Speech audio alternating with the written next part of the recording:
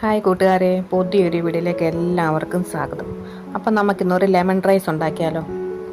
അപ്പം അതിന് ആവശ്യമായിട്ട് ഞാനിവിടെ നെയ്യാണ് ഉപയോഗിക്കുന്നത്. നമുക്ക് ഏത് എണ്ണ വേണമെങ്കിലും ഉപയോഗിക്കാം. ഇവിടെ നെയ്യാണ് ഇഷ്ടം, അതുകൊണ്ട് നെയ്യ് ഉപയോഗിച്ചു.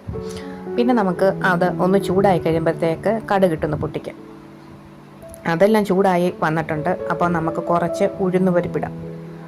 അതും ഒന്ന് ബ്രൗൺ കളർ ആകുന്നത് വരെ ഒന്ന് വെയിറ്റ് ചെയ്യാം. അതൊന്ന് ബ്രൗൺ കളറായി അന്നേരം നമുക്ക് കുറച്ച് കപ്പലണ്ടി ഇട്ട് കൊടുക്കാം. അതും ഇട്ട് അതും ഒന്ന് ഇളക്കി കഴിയുമ്പോഴത്തേക്ക് നമുക്ക് കുറച്ച് കടലപ്പരിപ്പും കൂടെ ഇട്ട് കൊടുക്കണം. അത് നമ്മുടെ ഇഷ്ടമാണ് എല്ലാം ഇട്ട് കൊടുക്കുന്നത്. ഞാൻ കുറച്ച് ഇട്ടിട്ടുണ്ട്. അപ്പം ഇതിൻ്റെ കൂടെ നന്നായിട്ട് കടിക്കാൻ കിടുമ്പോൾ നല്ലൊരു പ്രത്യേക ഒരു ടേസ്റ്റാണ്. പിന്നെ ഞാൻ കുറച്ച് കിസ്മിസും കൂടി ഇട്ടിട്ടുണ്ട്. ഇതൊക്കെ നിങ്ങളുടെ കയ്യിൽ ഉണ്ടെങ്കിൽ ഇട്ടാൽ മതി, അപ്പോൾ ഒരു ടേസ്റ്റ്. അപ്പം അതും നന്നായിട്ടൊന്ന് ഇളക്കി ഒന്ന് ഇതെല്ലാം കപ്പലണ്ടിയൊക്കെ ഒന്ന് ഫ്രൈ ആക്കിയതാണ്. ജസ്റ്റ് ഒന്നും കൂടെ ഒന്ന് വെക്കാം. ഈ ഒരു സമയത്ത് പച്ചമുളക് ഇടേണ്ട സമയമാണ്. ഞാനത് പച്ചമുളക് ഇടാൻ മറന്നുപോയി. അന്നേരം ആവശ്യത്തിന് കറിവേപ്പില ഇടാം. അതും ഒന്നും ഫ്രൈ ആക്കാം. തീ കുറച്ച് വെച്ചെടുക്കണം, അല്ലെങ്കിൽ ചിലപ്പം കരിഞ്ഞു പോകാൻ ചാൻസ് ഉണ്ട്.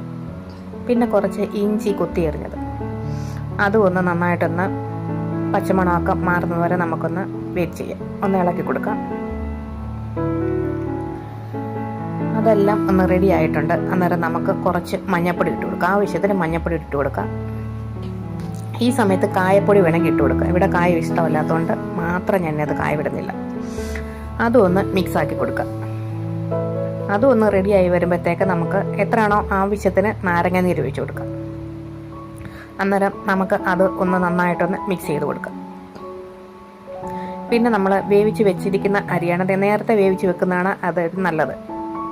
ഉപ്പൊക്കെ ചേർത്ത് ഇച്ചിരി നാരങ്ങ നീരോടെ ചേർത്താണ് ഞാനിത് വേവിച്ച് വെച്ചിരിക്കുന്നത്. അന്നേരം അരി തമ്മിൽ ഒട്ടിപ്പിടിക്കത്തില്ല. അന്നേരം അത് നമുക്ക് ഒന്ന് ഇളക്കി. ഈ സമയത്ത് ഉപ്പും പുളിയൊക്കെ വേണം. നാരങ്ങ നീര് വേണമെങ്കിൽ ഇനി ഇട്ട് കൊടുക്കുക. അപ്പോൾ ഞാൻ അതിനകത്തൊരു വയണയില ഇട്ടിട്ടുണ്ട്. അപ്പോൾ അതൊരു പ്രത്യേക ഒരു ടേസ്റ്റാണ്. അത് നന്നായിട്ടൊന്ന് തീ കുറച്ചിട്ട് ഒന്ന് നന്നായിട്ടൊന്ന് മിക്സ് ചെയ്തെടുക്കുക. ഒരു പ്രാവശ്യമെങ്കിലും നിങ്ങളിത് ഉണ്ടാക്കി നോക്കണം. എല്ലാവർക്കും ഇഷ്ടമാകും. ഈസിയായിട്ട് പെട്ടെന്ന് ഈസിയായിട്ട് ഉണ്ടാക്കാൻ പറ്റുന്നതാണ്. പെട്ടെന്ന് പച്ചക്കറിയും കാര്യങ്ങളൊന്നും വേണ്ട, നല്ലൊരു ടേസ്റ്റാണ്. ഇത് ആഫ്രിക്കൻ മല്ലിയിലയാണ്. അതും കുറച്ചിട്ട് കൊടുക്കാം. ഒന്ന് മിക്സ് ചെയ്ത് കൊടുക്കാം. അപ്പം ഈസി ആയിട്ട് നമ്മൾ അരി നേരത്തെ വേവിച്ച് വെച്ച് കഴിഞ്ഞാൽ പെട്ടെന്ന് ഒരു 10 മിനിറ്റ് പോലും വേണ്ട, പെട്ടെന്ന് നമുക്ക് ഉണ്ടാക്കാം.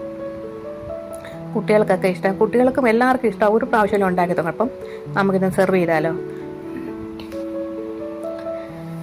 അന്നേരം കുറച്ച് നമുക്ക് ആവശ്യത്തിന് നമുക്ക് വിളമ്പാം.